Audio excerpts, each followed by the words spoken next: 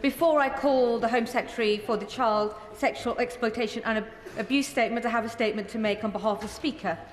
Before I call the Home Secretary to make a statement, I should like to remind members of the House sub judice resolution, which prohibits reference being made to any active criminal cases.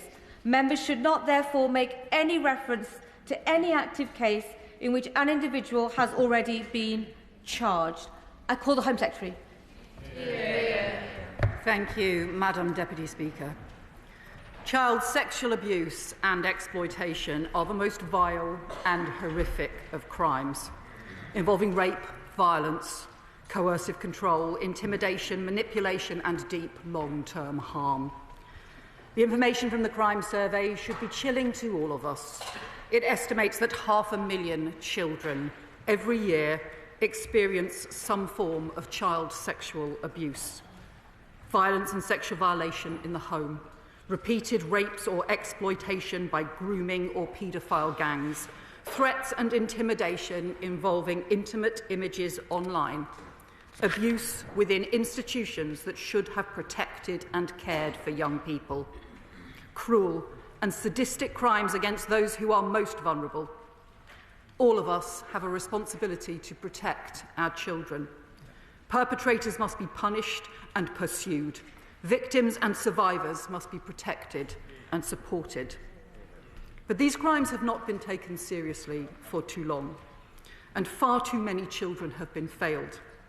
That is why this government is determined to act, strengthening the law, taking forward recommendations from independent inquiries, supporting stronger police action and protection for victims. There is no excuse for anyone not to take these crimes seriously. Brave survivors speaking out have shone a light on terrible crimes and the failure of institutions to act, be it in care homes in Rochdale, Asian grooming gangs in Rotherham or Telford, abuse that was covered up within faith institutions, including the Church of England and Catholic Church, or within family homes. And that report, alongside other appalling crimes coming to light, is why, in opposition, our party called for a national independent inquiry into child sexual abuse and supported that work when it was launched by the previous government. Over 7 years, that inquiry, expertly led by Professor Alexis Jay, engaged with more than 7,000 victims and survivors, processed 2 million pages of evidence, and published 61 reports and publications. Its findings should be truly disturbing for everyone, describing the pain and suffering caused to victims and survivors, the deviousness and cruelty of perpetrators. Nor is there any excuse for anyone not to recognise and act on the deep harm and damage from organised gang exploitation, abuse, sexual assaults and rape. 10 years ago, 2 reports by Alexis Jay and Louise Casey in Rotherham found that 1,400 children were sexually exploited, raped by multiple perpetrators, trafficked across other towns, abducted, beaten, threatened with guns, even children who had been doused in petrol, girls as young as 11 who were raped. And their reports identified then, a decade ago, a failure to confront Pakistani heritage gangs and, quote, a widespread perception that they should downplay the ethnic dimensions for fear of being seen to be racist. When those reports came out, those failings in Rotherham were condemned across the board by both government and opposition in this House. As I said at the time, it is never an excuse to use race and ethnicity or community relations as an excuse not to investigate and punish sex offenders. And the then Home Secretary made clear cultural concerns and fear of being seen as racist must never stand in the way of child protection. The independent inquiry into child sexual abuse also ran a specific investigation strand into child sexual exploitation by organised networks. It ran for 2 years and produced a separate report in February 2022, which concluded that police forces and local councils were still failing to tackle this serious crime and set out further recommendations for change. But Madam Deputy Speaker, despite these different inquiries drawing up multiple recommendations, far too little has actually been done. None of the 20 recommendations from the independent inquiry into child abuse have been implemented.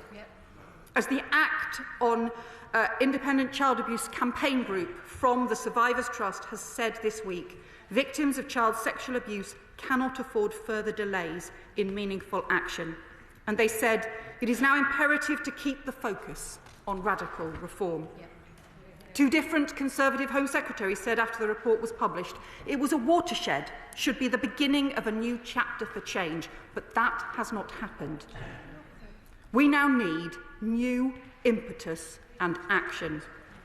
Since coming into office, the Safeguarding Minister has met with Professor Alexis Jay and survivors and convened the first dedicated cross-government group to drive forward change and to ensure that victims' voices remain at the very heart of this process. I can tell the House that we will set up a new Victims and Survivors panel to work on an ongoing basis with the Interministerial Group to guide them on the design, delivery and implementation of new proposals and plans, not just on the ICSA inquiry, but on wider work around child sexual exploitation and abuse.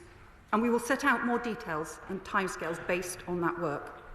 But before that, I can announce action on 3 key recommendations.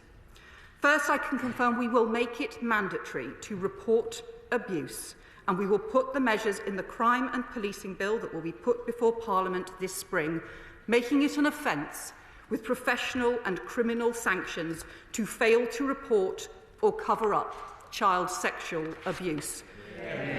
The protection of institutions must never be put before the protection of children.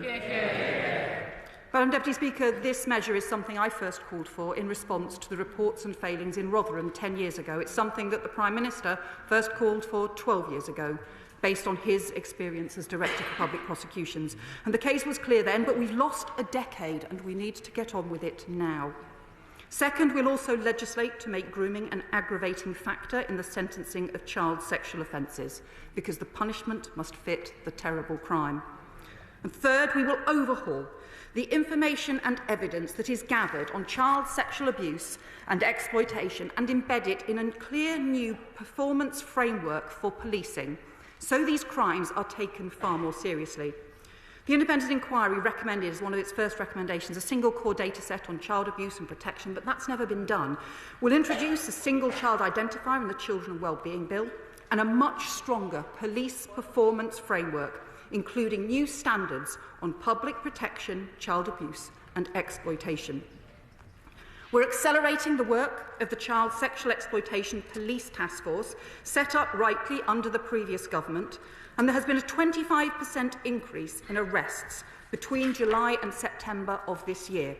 That sits alongside the Tackling Organised Exploitation programme, which is using advanced data and analytics to uncover the complex networks.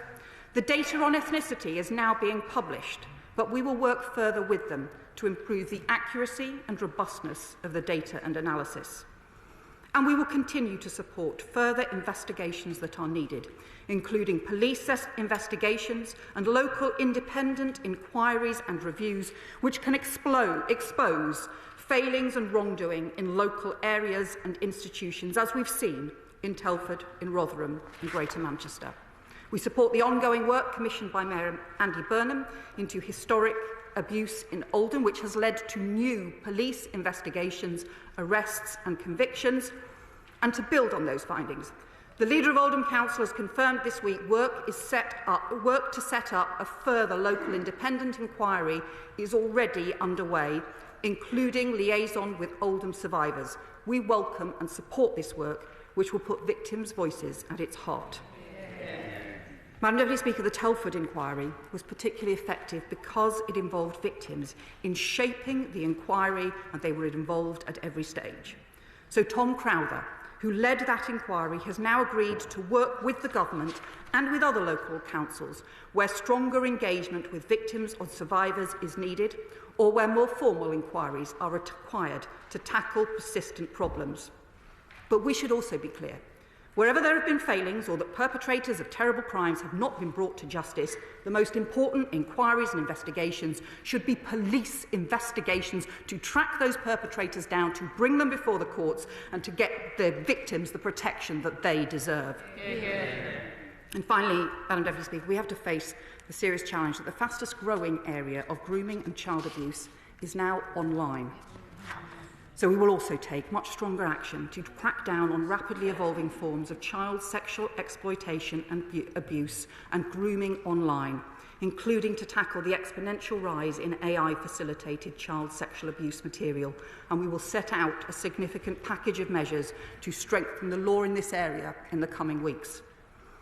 For many years, there has been broad cross-party consensus, not only on the importance of this work, but that the interests of victims and survivors must come first. There will be different views about the details of the policies that are needed, but every one of us across this House has supported action to protect our children, and that is all our responsibility to keep them safe for the future. So I hope that members across the House will work with ministers and with the Victims and Survivors panel that we are setting up to change protection for the better and to make sure it is perpetrators who pay the price. I commend this statement to the House. I call the Shadow Secretary of State, Chris Philp. Thank you, Madam Deputy Speaker, and I thank the Home Secretary for advance sight of her statement. The whole country is shocked by the rape gang scandal. Over years or decades, thousands and maybe tens of thousands of vulnerable young girls were systematically raped by organised gangs of men, predominantly of Pakistani heritage. Instead of those victims being protected and the perpetrators prosecuted, those girls were systematically failed. Many cases were covered up because of absurd concerns about so-called community relations. Police often did not investigate. Local councils covered things up. The Crown Prosecution Service frequently failed victims, and those raising concerns were frequently accused of racism. Never again can people be silenced in that way. And I pay tribute to people who have raised these cases over the years, starting, I think, with former Labour MP Anne Cryer nearly 2 decades ago, who first raised these problems and bravely persevered, despite accusations of racism and worse, including from her very own colleagues. And let me just say, in that vein, a word on the Prime Minister's comments this morning. It is not far right to stand up for victims of mass rape. And smearing people. Order. It's those concerns. Shadow. People want to hear the statement. Chris Philp. Smearing people who raise those issues is exactly how this ended up getting covered up in the first place.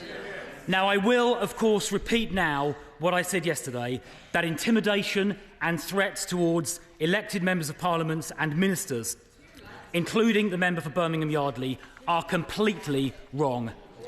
Now, as the Home Secretary said, action is important, and the last government took extensive action, starting with the original Jay report commissioned in 2014 by previous Home Secretary, now Baroness May. A year later, she commissioned the independent investigation into child sexual abuse, and it was Sajid Javid who commissioned data collection in about 2018. Now, in relation to the response to the ICSA report published in 2022, it is not true to say the last government took no action. The last government established the Grooming Gangs Task Force, whose work led to 550 arrests of perpetrators in the first year and safeguarded 4,500 victims. So my first question to the Home Secretary is this: can she confirm to the House, I'm sure she can, but can she confirm to the House that the Grooming Gangs Task Force work will continue and I hope even be stepped up? Secondly, as part of the work of the Grooming Gangs Task Force, and again implementing one of the recommendations of the ICSA report, in April 2023, the last government mandated data collection in relation to ethnicity that the Home Secretary also referred to. Will she confirm, now it's been going for about a year and a half, or over a year and a half, will the Home Secretary now confirm that data on the ethnicity of perpetrators will be published? Now, as the Home Secretary, of course, has acknowledged, one of ICSA's main recommendations was mandatory reporting to the police by people in positions of responsibility. Now, the last government was in the process of implementing that recommendation via a measure in the Criminal Justice Bill which fell with the early election. Now, I'm glad to hear the Home Secretary has just announced that she will continue with the last government's proposals in her forthcoming bill, and she can be assured that the opposition will support the government in the continuation of that measure.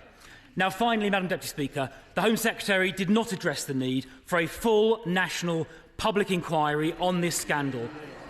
Now, while the last government did initiate the ICSA inquiry under Professor Jay, that was mainly directed at other child sexual abuse and exploitation issues, and it only covered 6 of the towns involved in the gang rape scandal. So it didn't cover everything. We do need to get to the truth. We now have evidence, new evidence of further that is of interest to the public, including what Simon Danchuk, the former Labour MP for Rochdale, said about the way he was pressured into staying silent. We have evidence about local authorities covering this up. We have the 3rd report last year on Operation Span, commissioned by the Mayor of Greater Manchester, Andy Burnham, exposing failings by the Crown Prosecution Service, which are extremely serious. This all needs to be looked into, so will the Home Secretary commission that national statutory public inquiry which can compel witnesses to attend, that can requisition evidence, and where it can take evidence under oath? And if the government will not order that statutory national public inquiry, we will table an amendment to the Children Wellbeing Bill later this week to put the matter to a vote. And I hope members across the House will vote for that full statutory public inquiry so we can get to the truth. Home Secretary. But just to say to the Shadow Home Secretary, this is an issue in which, when I was the Shadow Home Secretary, when I was the Chair of the Home Affairs Select Committee, I worked with government ministers on, and in which there has been cross-party consensus on the need to tackle these very serious and vile crimes. These are the most appalling crimes against children.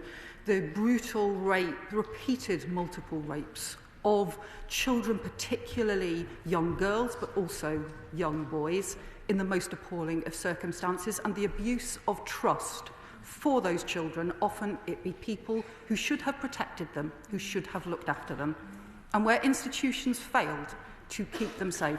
That's why the independent inquiry was so important. It's why I called for it. It's why many other people in this House, across this House, called for it, and it's why we supported it when the previous government set it up.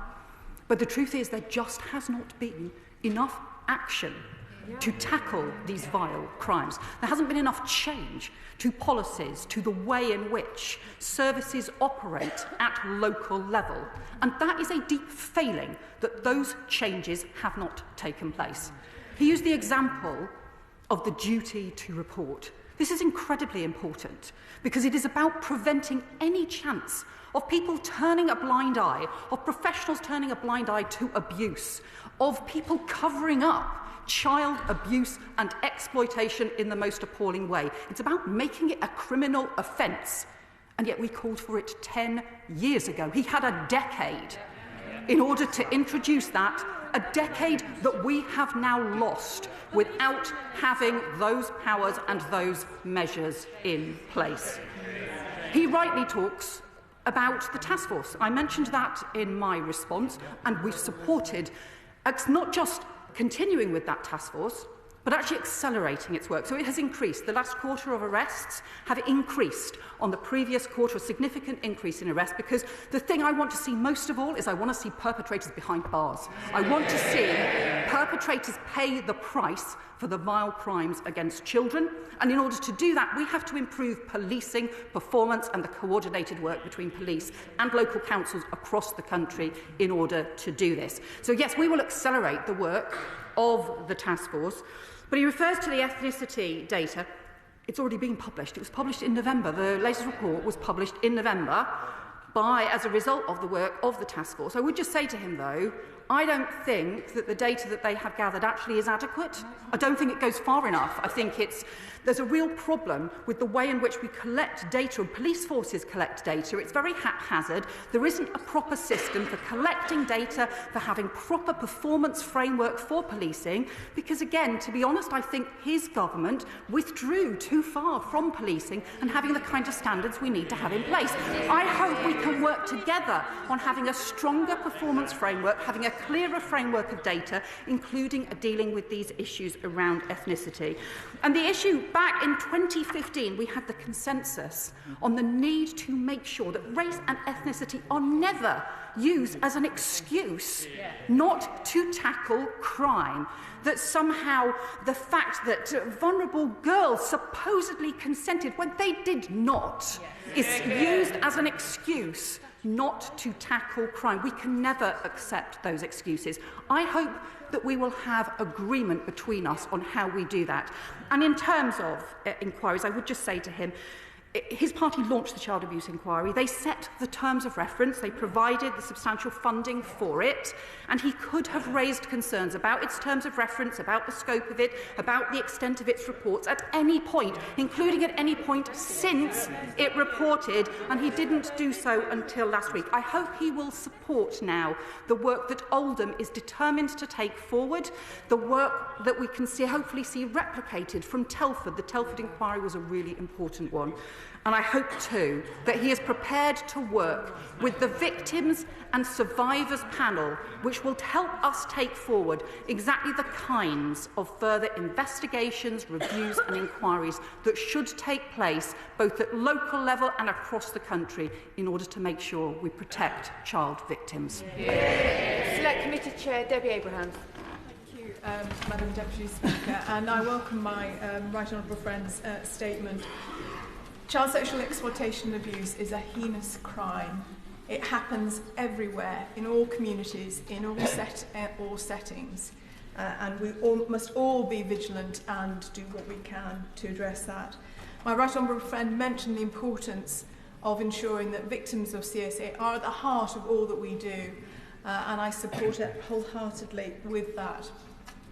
And if it is the will of these victims of abuse in Oldham to have an additional review of the circumstances which led to their abuse, then I will also be wholeheartedly supporting that. But can my right honourable friend expand on how we can transparently track progress with the completion dates set for the recommendations? It can't be allowed that we have the detailed recommendations from a national independent inquiry and 3 years later we're still waiting for them to be implemented.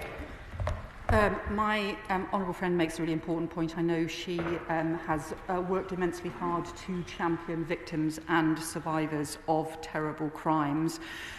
She raises a really important point about the prevalence of these appalling crimes and need to be vigilant everywhere about wherever it might be found in any kind of institution across communities and across the country, but also on the importance of tracking progress. The importance of the way that the Telford inquiry was set up was that Tom Crowther, who led the inquiry, goes back each year to do a follow-up report and to track progress. That has been really important, and we have encouraged those looking at this in Oldham to also be in touch with those who are involved in Telford, and I'm glad that Tom Crowther has agreed to work with the government on how we can make this work more widely. Liberal Democrat spokesperson Lisa Smart. Thank you very much, Madam Deputy Speaker, and I thank the Home Secretary for advance sight of her statement. No child should ever have to face sexual exploitation or abuse. There should simply be no place for this horrific, abhorrent behaviour in our society, and we must keep every child and young person impacted by these terrible, sickening crimes in our thoughts today. We owe it to these survivors to ensure that justice is delivered, and that means requiring perpetrators to face the full force of the law, but also ensuring the right steps are taken to prevent children from facing this vile abuse in the future. The expansive independent inquiry into child sexual abuse, which published its report in 2022, sets out how to do just that. But under the previous Conservative government, progress of implementing these recommendations stalled, with Professor Alexis Jay, the chair of the inquiry, saying she was frustrated by the then government's lack of action. So could the Home Secretary say when we can expect the clear timeline for the full implementation of the ICSA recommendations, like Professor Jay has urged? And that work, of course, cannot be siloed in the Home Office alone. So I would welcome more details on how work will be coordinated across government to implement the ICSA recommendations. Victims and survivors deserve more than warm words. They deserve action. And it is my sincere hope that we across this House can work together to make this a reality and resist turning far too many children suffering into a political football. Thank you. Home Secretary. Can I welcome the points that the Honourable Member has made? I do think this is an issue where historically there has been a lot of sense of consensus across the House about the importance of this work, often though in the face of there being very slow progress, and that is what we have to change.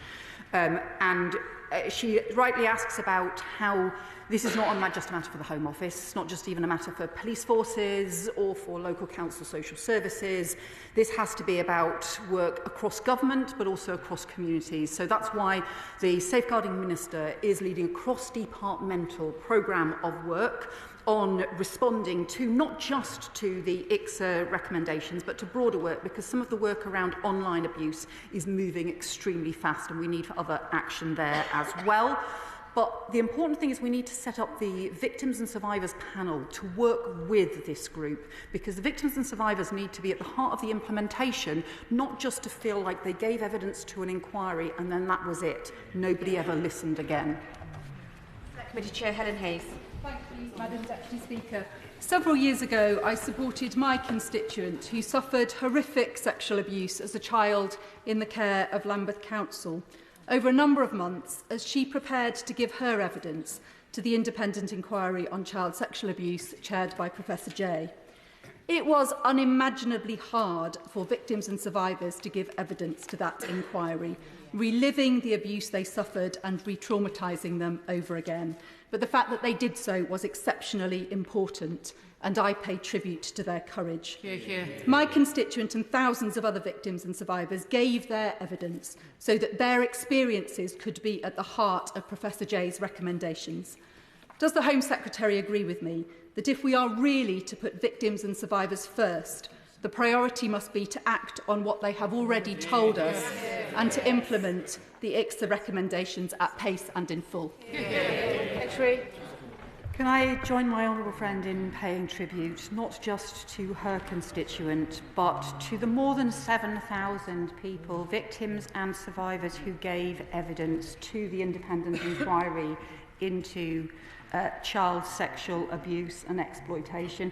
The inquiry took 7 years, but that was very many years of people bravely speaking out about some of the most difficult and traumatic things imaginable, and that none of us would ever want anybody to have to go through. But she is also right that they cannot feel that those were just empty words that got lost in the air even though an inquiry took place. We have to make sure that there is action. Some of that action may be difficult, some of it may require very hard work, but we have to make sure we take that forward and make progress to protect children for the future. Committee Member Robbie. Thank you, Madam Deputy Speaker. Rape gangs and the grooming of children has haunted Keighley and the wider Bradford district for decades, yet local leaders have consistently refused to launch an inquiry. The National Independent ICSA report the Home Secretary is treating as a silver bullet wasn't an inquiry into rape gangs, and nor does it reference Keighley or Bradford once, despite many, including myself, fearing that the scale of this issue across the Bradford district will dwarf that of Rotherham. So if the Home Secretary believes that the ICSA report gives us all the information we need to tackle this vile and disgusting crime, can she tell me how many children across the Bradford district have been abused through child sexual exploitation? Who are the perpetrators? And when will my constituents expect to see them behind bars or deported? Madam Deputy Speaker, there are appalling crimes that have taken place against children in Bradford, in Keighley and across the country. Truly appalling crimes. And we also have to, all of us, face up to the fact that child sexual abuse and exploitation continues. This is not just about historic crimes, this is about continuing crimes and abuse for hundreds of thousands of children across the country. And that is why it is so important, first of all, that we take forward the reforms that have been proposed, that we make sure we have the way to keep victims and survivors' voices at the very heart of this. But some of it has got to be about how we change the way that policing and councils work together, implementing changes and reforms, including on the duty to report. And what we are also doing, because he obviously raises particular local concerns, what we will also be doing is working with Tom Crowther and with the Victims and Survivors panel on how best local areas can best involve survivors and victims in what has happened in their area to make sure that victims and survivors are properly listened to, that they can get to the truth, and also that fundamental changes take place for the future. Paul Waugh. Thank you, Madam Deputy Speaker. In the last few days, my town's name, my hometown's name, Rochdale, has been exploited by some people who treat child rape as a political game rather than as an appalling crime that should be dealt with. The horrific abuse of children by grooming gangs, many of them predominantly Pakistani heritage grooming gangs, was compounded by failures by my local council and by the local police. All Rochdalians, whatever their background, want to see sex offenders prosecuted swiftly and punished harshly. So, can I welcome the Home Secretary's statement today, and can I ask her to leave no stone unturned in implementing all the recommendations of the J report, something the opposition signally failed to do? Home Secretary. Well, my right honourable friend is right to recognise the seriousness of these crimes. Obviously the experiences in Rochdale, including not just the issues around gang networks and the Pakistani heritage gang networks that he talks about, but also some of the experiences in care homes that took place as well, some of the other issues that have been investigated over the years, and the terrible experiences of victims and survivors and their families as a result. But he's also right to say that what we actually need is change. And that has to be about how we work with victims and survivors on taking forward new reforms and changes, but also how we're going to have to go further in a series of areas, because the thing about child abuse and exploitation is that perpetrators change this all the time and they look for new ways to abuse children, and that is what we have to keep tackling. Nick Timothy. Thank you, Madam Deputy Speaker. One of the most shocking details of the rape gangs is the evidence of collusion and corruption among police officers, social workers and local councillors. Will the Home Secretary commit today to establishing a unit in the NCA dedicated to investigating not only the untried perpetrators, but the police officers, social workers and local councillors complicit in these disgusting crimes? Home Secretary. Well, the honourable member makes an important point, which is that alongside the issues around pursuing the perpetrators, which always has to be the greatest priority, because that is about protecting victims and making sure those who commit vile crimes face justice, there also has to be a responsibility on people for their own public roles, whether that be in policing, in local councils, but also in other institutions, as we've seen issues around the Church of England, issues around the Catholic Church and other institutions that were investigated as part of the the inquiry. But one of the reasons that we are so keen to change the law, and indeed it's something that I raised that when he was working in the Home Office, was the importance of changing the law on the duty to report, is that is what then makes it an offence if you have public officials who are covering up or who are failing to report. And that's why it's so important that we do that, so we can have proper accountability as well. Whittome. Thank you, Madam Deputy Speaker, and I sincerely commend the Home Secretary's statement. The independent inquiry into child sexual abuse was extremely comprehensive. Over the course of 7 years, it examined 2 million pages of evidence and heard from over 7,000 survivors, every single one of whom we should pay tribute to today. They relived the most horrific trauma, only for the last government to drag its heels on implementing the report's recommendations. Calls now for a fresh inquiry from the Conservatives and Reform are a shameful attempt to stoke division at the expense of victims, survivors and children. So I thank the Home Secretary for refusing to give in to this deeply harmful and offensive political point scoring. And I ask, can she set out a timeline of when she expects to have fully implemented the ICSA recommendations? Home Secretary. Well, I think that the clear point, as my honourable friend says, is that victims and survivors need to be at the heart of the work to take forward implementation of reforms and changes. We want to work with the new Victims and Survivors panel in order to draw up timelines. And I do recognise that some of the areas around reform are difficult. So this is something where we need extensive work with victims and survivors on how to do so. But there are other areas that we can move really swiftly on, like changing the law on the duty to report, like changing and overhauling the way in which we collect information and data, and we have proper monitoring systems in place in local areas around child sexual exploitation and abuse. But what I hope we can build is the same sense of consensus about what our objectives are, which is to protect children. That's what this should all be about, and that is something that I hope everyone will sign up to. Babarinde. Thank you, Madam Deputy Speaker. Considerable evidence tells us that children exposed to domestic violence are at increased risk of abuse themselves. And growing up, I was one of those children. And as a survivor, I am appalled to see the Shadow Home Secretary weaponise this issue in the way that we just saw. I am appalled to see the likes of Reform play this issue like a political football. And I am appalled that 0 out of the 20 recommendations in Professor Jay's report have been implemented so far. Now, in light of the link between domestic abuse and child abuse, I've tabled a bill to create a dedicated set of domestic abuse offences in the law for the first time.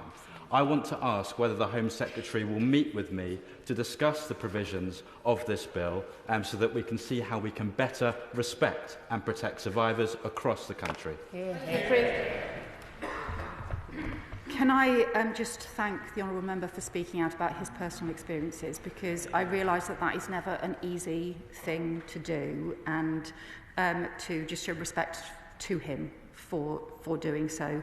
He is also right that there are all kinds of links. The domestic abuse in the household has an incredibly damaging impact on the family, on children growing up, and we have to see the work around the protection of children as part of wider work around public protection. It's why we see this work as being strongly linked to the mission that we have set as a government over the next 10 years to halve violence against women and girls. And my honourable friend, the Safeguarding Minister, will be very keen to meet with the honourable member about the proposals that he has around domestic abuse and how we can work together on those issues. The level of interest shows how important this issue is, but I'm going to struggle to get everybody in unless they keep their questions short and the answers just as short as well. I call Select Committee Member Chris Murray. Thank you, Madam Deputy Speaker. The focus in this debate should not be on the politics or what's in the newspapers or what's on social media. It should be on the children themselves. For 4 years before coming here, I worked on preventing trafficking, especially child victims who had been trafficked around the country for sex. The stories that I heard there would chill your bones, especially those who sought protection from the authorities but ended up back in the hands of their traffickers. There is so much more we could do for those children. I know that not just from my own experience, but because it is there in black and white in the findings of these inquiries. We have 2 million pages of evidence, 700 witnesses, and 0 recommendations have been implemented. Will the Home Secretary commit to safeguarding, putting safeguarding first and not putting politics first, as people so transparently are trying to do, and implement the findings as fast as possible? Yeah. I welcome the work that my honourable friend has done in this area. He's right to talk about young people and children being trafficked around the country. There is some evidence and concern, for example, that whilst work has been done to identify people being trafficked around through county lines, and particularly often that will be boys and young men, but not sufficiently identifying young women and teenage girls who are being trafficked around for sexual exploitation, and we need to make sure that improvements are made there. Lee Anderson. Thank you, Madam Deputy Speaker. The Labour lot over there are banging on about playing politics with this important issue. But the last time I attended a debate on child rape gangs, there was just one Labour backbencher turned up. They should hang their heads in shame. But will the Home Secretary agree with me that we need a specific inquiry into why young British white girls are being systematically raped by men of Pakistani heritage? Secretary. We need to make sure that young people, that children are being protected. These are vile crimes against children, and across the country we have seen young girls, we have seen teenagers, and we have seen young boys who have been exploited in the most cruel and horrendous way by perpetrators. We have seen the abuse by Pakistani heritage gangs, paedophile gangs operating online. We have seen abuse in communities and institutions and in family homes. All of those crimes are truly horrendous. It's why after the Rotherham inquiry in 2014, when we saw the appalling abuse, including by a Pakistani heritage gang in that case, I called for the duty to report. I called for the law to be changed so that it was a responsibility on public servants to report child abuse, and that it would be an offence to cover up child abuse. The government that he was part of for many years failed to bring that duty to report in. They failed to do so, and we have lost a decade. We have to change the law. We have to make sure that we go after abuse without fear or favour wherever it is found, in order to get justice for victims, protection for victims, and make sure that dangerous perpetrators end up behind bars. Anna Dixon. Deputy Speaker, and I would like to associate myself with the remarks of the Home Secretary in condemning those who perpetrate these horrific crimes, and I stand with all victims of child sexual exploitation and sexual violence. As the Honourable Member for Keighley knows, there has been an independent review in Bradford. It took place and reported in 2021 into child sexual exploitation, and a cross-party committee there has overseen those local changes. Alongside that, I would like to actually commend some of the actions by West Yorkshire Police, locking up over 20 perpetrators since 2021. So does my right honourable friend agree that the failure of the previous government to take action on the J report is a disgrace, and what further actions are needed by police and local authorities to tackle these pernicious crimes? Home Secretary. Well, my honourable friend rightly refers to work done by West Yorkshire Police, both to look at public protection currently, but also to pursue historic investigations as well. And those continue to be important. Very often, people will only come forward to be able to tell their story about the abuse that has taken place many years later. And it's incredibly important that those, when survivors are brave enough to come forward, that is fully investigated, and that operations like those run by West Yorkshire Police continue into that historic abuse as well. But the thing that we owe to victims and survivors is to make sure that change happens in practice, including changing the law as part of the Crime and Policing Bill. Thank you very much indeed, Madam Deputy Speaker. I thank the Home Secretary for her statement, and it's important, I think, to remember that these terrible crimes could happen to anyone and be perpetrated by anyone, irrespective of colour, class, heritage, geography. I think she's right. I think the public want to see action now. I remain, frankly, not convinced that a new public inquiry will throw any new light or information on this issue. And the best place for victims to have their stories told is actually in court when the perpetrators are brought to justice. But could I ask the Home Secretary to make clear to the world of local government and policing that the implementation of rules and regulations are colour and class blind. Too many of these victims were just simply dismissed as, to use that media phrase, white trash. They were poor, not particularly well educated in many instances, often in trouble with the authorities, and too easily dismissed. That's where the failure really took place. They were dismissed for who they were. That can never happen again. Can I welcome the points, the really important points that the honourable member has made, because and also the point that he makes about the response has to be colour blind, class blind, has to see crimes for what they are, because that is what it is, really terrible crimes, often, as he says, against the most vulnerable young people. And you did have young people who were dismissed actually because they were vulnerable, because of the difficult experiences that they might have had. Often young girls just not taken seriously, and the myths that were operating within the way that services responded.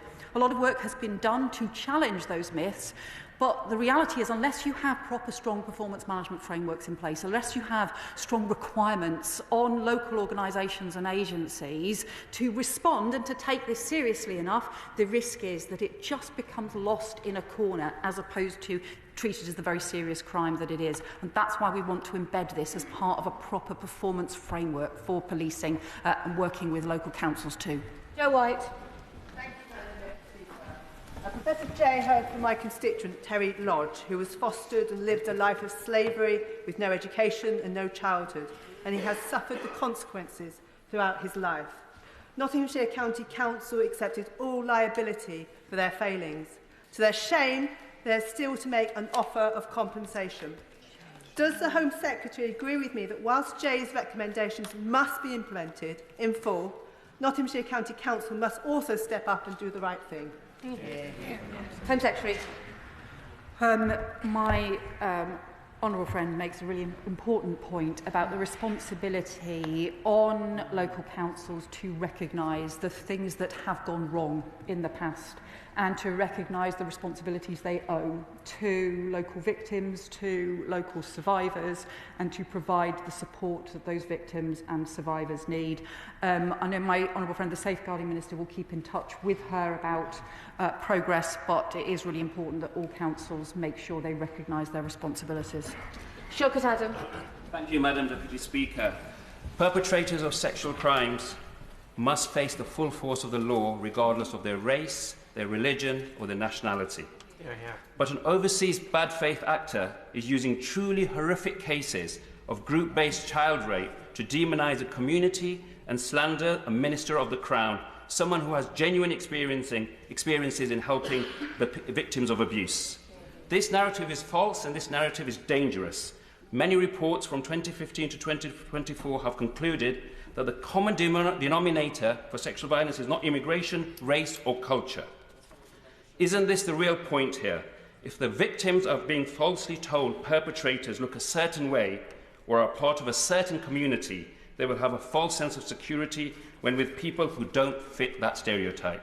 The real issue here is we need discussion to be focused around victims and not political rhetoric, and we need evidence-based policies. Secretary.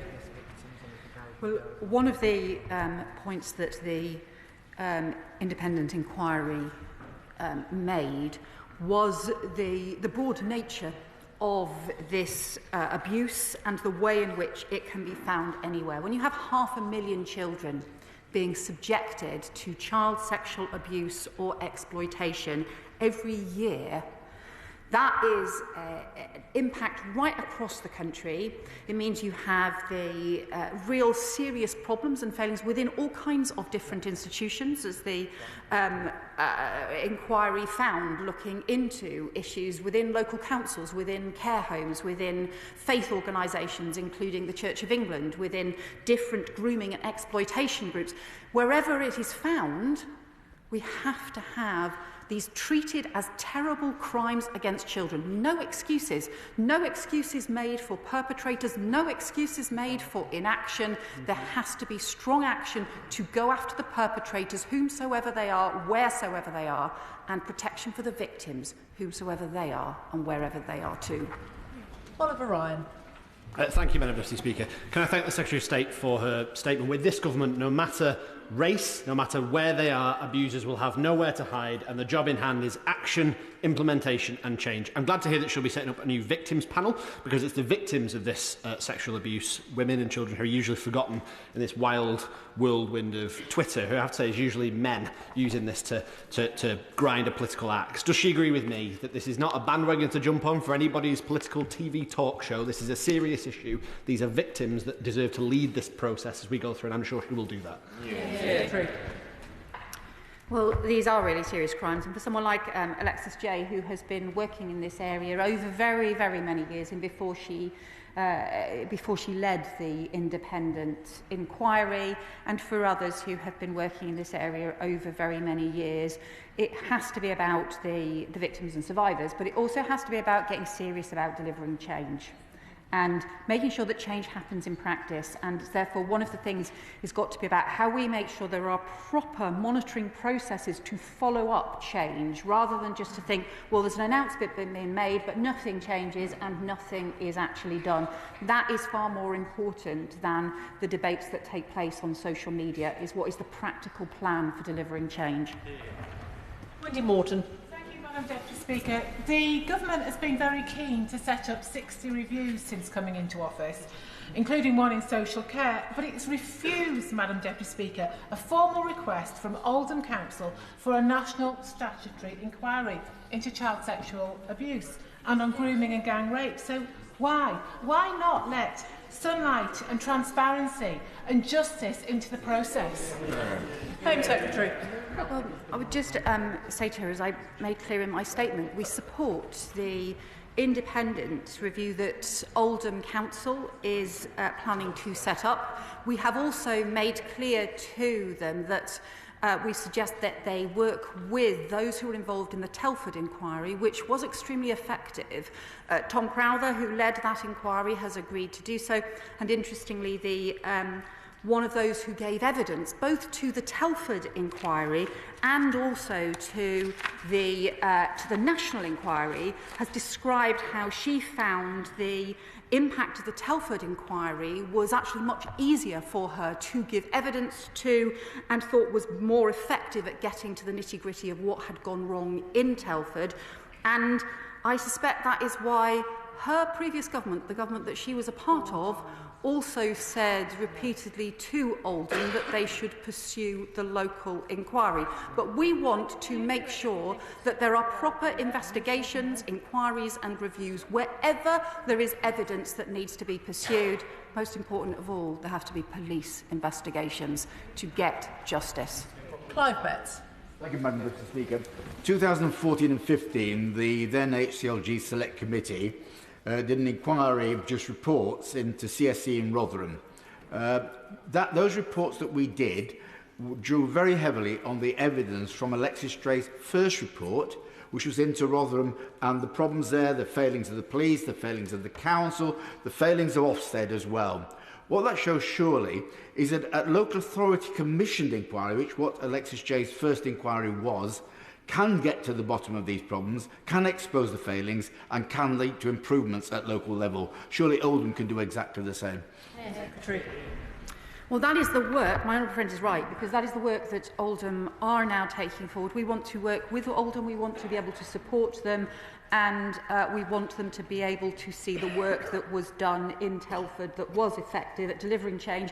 And Ted Crowther goes back to see the work in Telford to make sure that progress is being made. And that is crucial, because it's no good just having inquiries that then don't actually lead to any change or anything different happening. There has to be both the detailed work, be that at local level or be that at national level, but there also has to be follow through too. Liz Saville-Roberts. Labour Welsh Government is responsible for child safeguarding in Wales. And the Secretary of State said that none of the independent inquiry's 20 recommendations were implemented by the previous Tory government. 6 recommendations applied to Wales. No new actions were actually taken there either. Given that her statement rightly puts victims and survivors first, will she tell me how victims and survivors in Wales will now be able to demand a culture of real change? Good question. Home Secretary. So there are many issues which obviously cut across, including issues around policing, which apply to England and Wales. For example, the police performance framework that we're talking about, some of the data issues that we're talking about.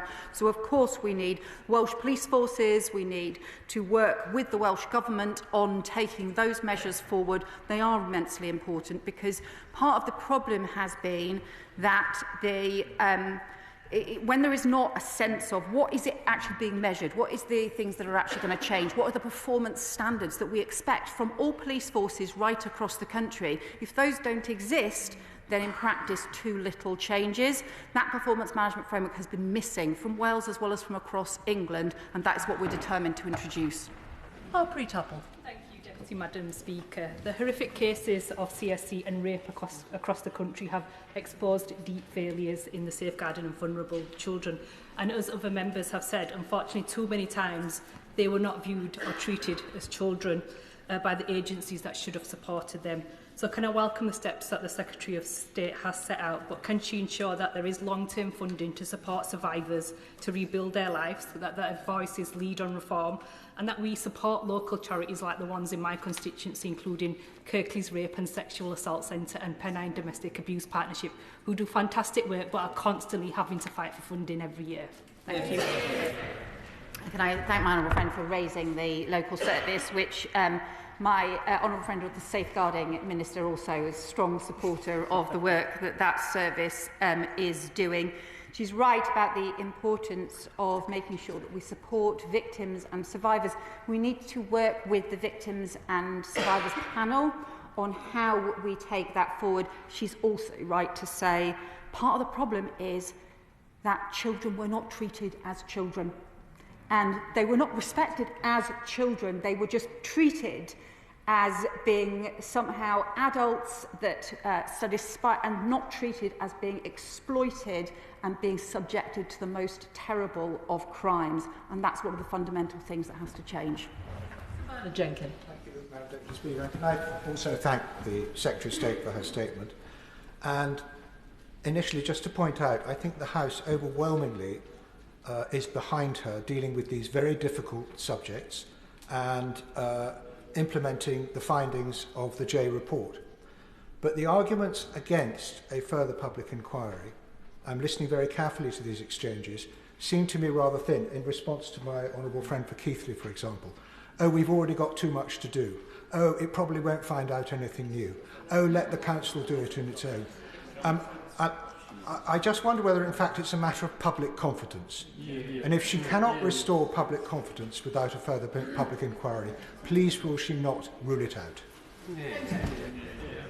Well, let me be clear that we obviously supported the independent inquiry into child abuse, including the 2-year investigation that it did into organised networks of child sexual exploitation. That was immensely important as well. And we also continue to support the local inquiries, reviews and investigations, including Oldham. I have particularly highlighted the work that was done in Telford, and there is a reason for that. The Telford inquiry was set up as a local independent inquiry, but has proved more effective than many of the other pieces of work that have been undertaken in this area, both in terms of having victims and survivors from the very beginning at the heart of that local inquiry. They were involved not just in giving evidence, but also in drawing up and shaping the whole way that the inquiry went forward. And they have in place a proper framework for following up, for making sure that a year later progress is being made, that action is actually being taken. And we want to learn from what worked effectively in Telford. Interestingly, that is different from what's happened in some other areas, so it's significant the way in which that has worked. And that's why we believe that the next steps, the right next steps on this, is for Tom Crowther, who led that, to work, and from those who were involved, victims and survivors who were involved in Telford, to be able to share that experience with other areas, including with Oldham and including other areas, so that we make sure we actually have a proper framework for local areas and institutions to be able to get to the truth about what has happened in their area and to make sure that changes take place. And at the same time, recognising we've had the 2-year inquiry into child exploitation nationally as part of the overarching review, and we have a series of recommendations that the overarching review made that still haven't been acted on. So let's work with the Victims and Survivors panel that we are determined to set up on what is the best form for future investigations and future work.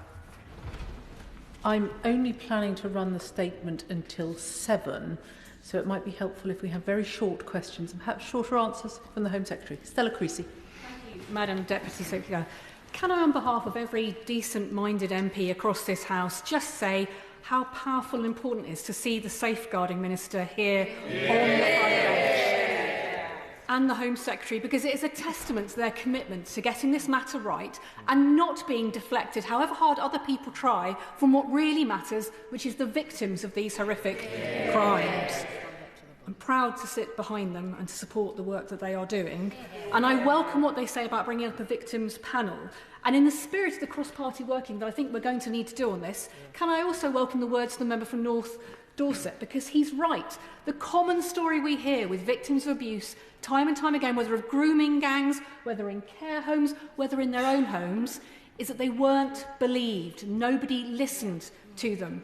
So how can we have the national conversation we do need to have about the culture of belief and putting victims first and finally ending the silence that means so many for so long have been the victims of these perpetrators?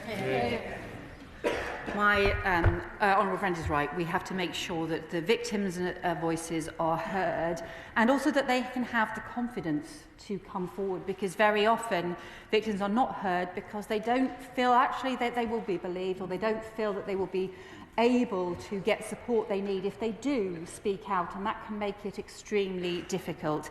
And can I also support the words that she said about the Safeguarding Minister, who not only does a phenomenal job in the Home Office now, but has also been a tireless champion through very many years for victims of abuse, for victims of exploitation, and without her there is no doubt that the Home Office would not be making the progress we are now making in terms of tackling these very serious crimes. Neil O'Brien. Many victims of the grooming gang still don't feel that justice has been done. It's very, very concerning that the 2 men leading the Greater Manchester inquiry resigned because they felt they were being blocked from accessing the information that they needed. Now, ICSA was a very important start, but what it was not, and was never meant to be, was a detailed report into the grooming gangs. They looked at 6 places where the grooming gangs operated, but there were more than 40 places where grooming gangs operated. The Right Honourable Lady says, well, the answer is locally led inquiries. But we've had years for that to happen, and it has not happened, and not happened properly. And indeed, in many cases, the local authorities were part of the problem, so you're asking them to mark their own homework. So I totally agree with the Home Secretary about the importance of the J recommendations, but will she please rethink so we can actually listen to the voices of those who have never been listened to this day? Secretary. Well, I would say to them, the whole point of us setting up a victims and survivors panel is to make sure that the victims and survivors' voices continue to be heard as part of the implementation, as part of the action, and as part of the further investigations that need to take place. This cannot simply be we had a one-off inquiry and then everybody turns their backs and moves on and talks about something different. What we have to do is to make sure that there is a serious change. There obviously was a 2-year inquiry that looked at organised grooming gangs and child exploitation, but we've also had, of course, the issues around Telford. Telford was not included in detail as part of that, and there will be other areas where there are detailed questions still unresolved, and that is why we want Tom Crowther to be able to work with the government and with other areas on how best to make sure that victims and survivors, in the way that he describes, do feel like their voices will be heard, because he is right. Too often they don't feel that, and often that is also because, frankly, we still need further police investigations into those crimes, and the perpetrators of the terrible crimes against them still haven't been brought to justice. Emma Foodie. Thank you, Madam Deputy Speaker. Anyone who has worked with survivors, as I have, knows how extraordinarily painful but how important it was to have the ICSA inquiry, for survivors to be heard, to be believed, and crucially to finally see action taken. And I pay tribute to the thousands of survivors who participated in the inquiry, survivors who should not have to repeatedly relive their trauma to see action finally be taken. They've told us now is the time for action. And I can only refer to the quotes recently from Alexis J, who described the inaction of the previous government as weak and apparently disingenuous with regards to what they did. Does the Home Secretary agree with me that the way to protect vulnerable children is to take action and implement the recommendations as quickly as possible? Home Secretary. We do need to take forward the work around the inquiry. We do need that work to take place actually on a continuing basis with victims and survivors. I think I would also highlight there are some areas, though, that will need to go well beyond the independent inquiry. The way in which online abuse is accelerating, online grooming is accelerating. There are gangs and organised networks who are operating online and then drawing young people offline for physical abuse, but also for the sharing of terrible images as well. That is a massive growing crime, and I am really, really worried about it. Yeah. And we are going to need much stronger action, and whether that is about social media companies taking more responsibility, whether that is about stronger measures online, we will need more action there. Richard Ford. Thank you, Madam Deputy Speaker. Alexis J's independent inquiry into child sexual abuse has not been fully implemented, and the inquiry recommended legislating to force tech firms to take stronger action over online abuse material. Since then, this House has, of course, passed the Online Safety Act, and Ofcom set out its implementation plans last October. But how can the government ensure that tech companies take stronger action over online abuse? Home Secretary. Well, he's right to refer to the Online Safety Act. That obviously took longer than I wish it had to come into force, but it is now being implemented. And that does mean new measures coming in place in the spring, further measures and requirements in the summer. But we will also come forward with further measures on issues around the online exploitation and abuse, and we will set those out in due course. Melanie On. Thank you very much, Madam Deputy Speaker. I warmly welcome the Home Secretary's response today and her statement, and look forward to the timeline that she's going to present around the implementation of the recommendations. In her statement, she did mention support and belief for victims and survivors. One of the biggest supportive actions she could take would be to consider stopping convicted CSE rapists from seeing their children born from these crimes once they are convicted, because they use access to their children to continue their abuse and re-victimise the girls whose lives that they have already ruined once. Home Secretary. My honourable friend makes a really important point, because this can be the way, a most appalling way of abuse continuing, because that's what it is, and of abusers being effectively able to use the courts or to be able to use other institutions to continue their abuse and exploitation. We will be taking action in this area. We will be putting forward more measures, and both the Safeguarding Minister and the Victims Minister can have further discussions with her about that. Sir Gavin Williamson. Thank you, Madam Deputy Speaker. In Telford, you saw the systematic abuse of so many children who were raped, and you saw a cover-up by police and council officials. Yet not a single member of the police force or council official in Telford has gone to jail, or anywhere else in the country has gone to jail. Can the Secretary of State use her power to set up, as was referred to by my honourable friend, a specialist unit within the National Crime Agency to look at this, to make sure some of those who covered these crimes up are held to account? So, I do actually think there does need to be stronger action around accountability. And so I think he makes a serious point here about these issues in terms of across public services.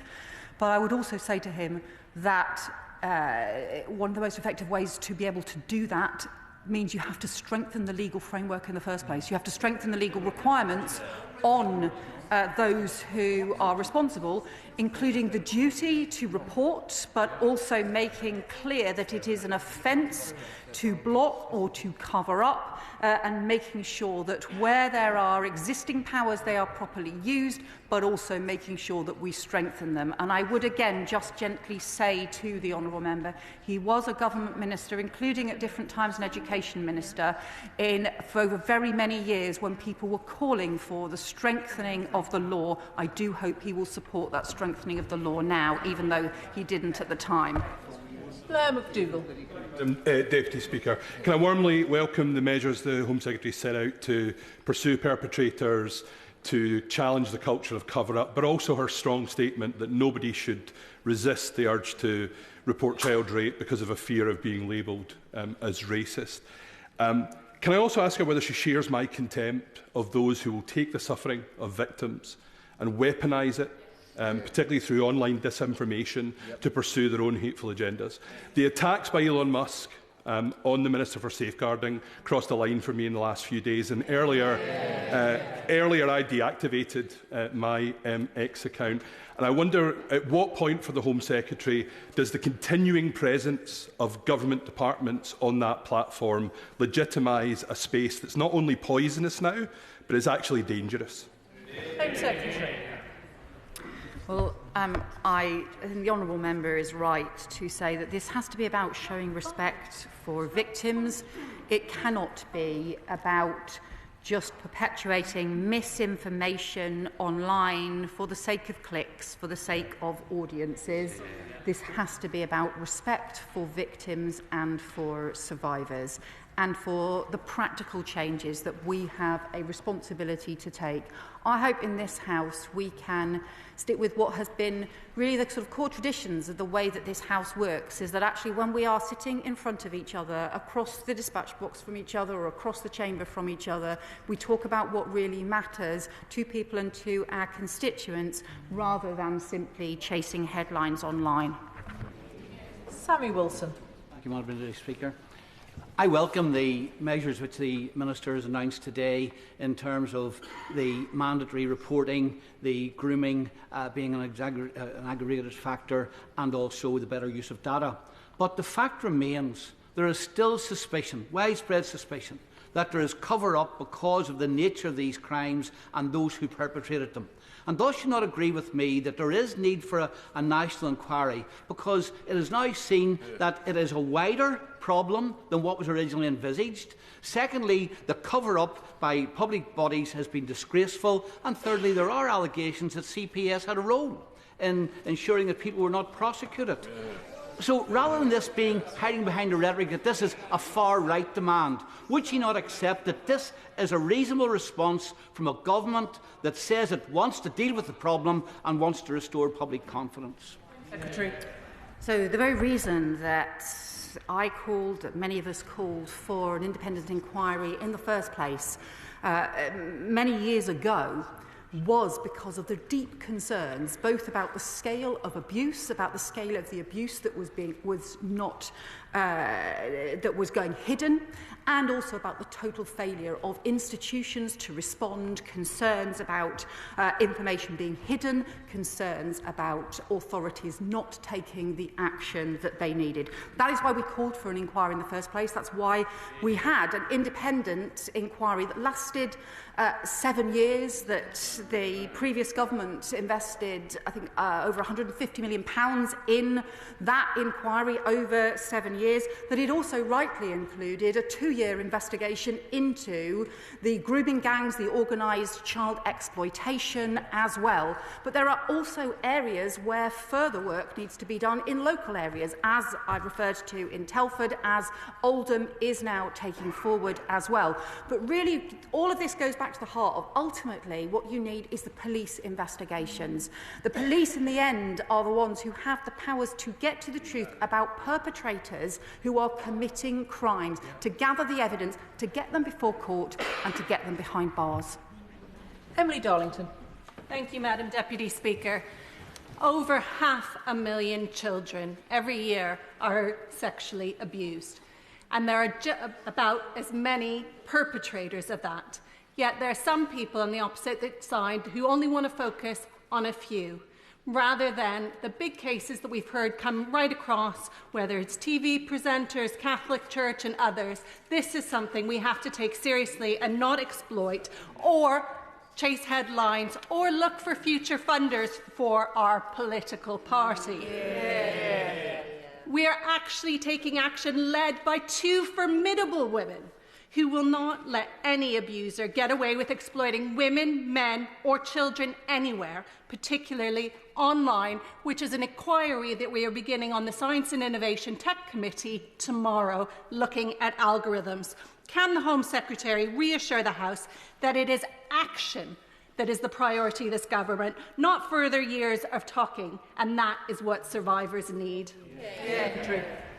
Well, my honourable friend is right that we do need action, that we need to see progress and change, that there will be further areas that will need investigations, inquiries. I welcome, for example, the inquiry she has just referred to on the Select Committee, particularly on online abuse and exploitation.